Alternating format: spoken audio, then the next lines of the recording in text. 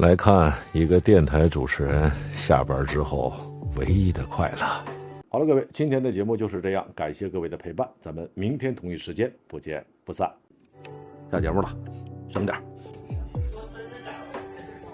尖椒干豆腐、羊肉炒芹菜，来瓶干啤，来个米饭。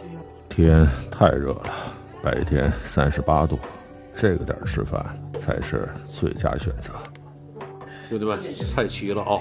他家这尖椒干豆腐是回民的，里面勾芡了，而且里面看着没，这大肉啊，尝尝啊！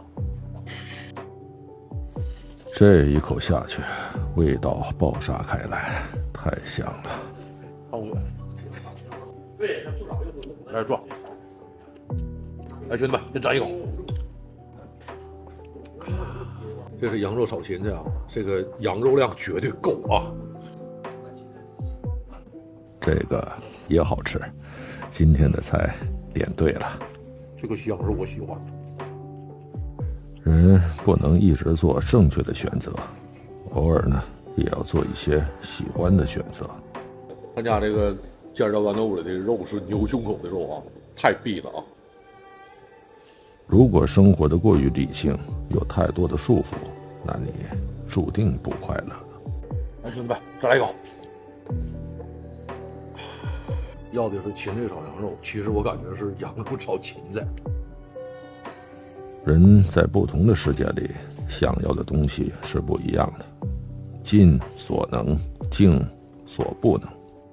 兄弟们，世界是公平的，拿你有的换你想要的，来干！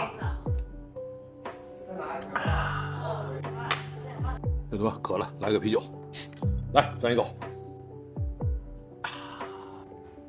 兄弟们，就这干豆腐啊，不吃都是罪过。人生没有白走的路，每一步都算数，每一步也都有它的意义。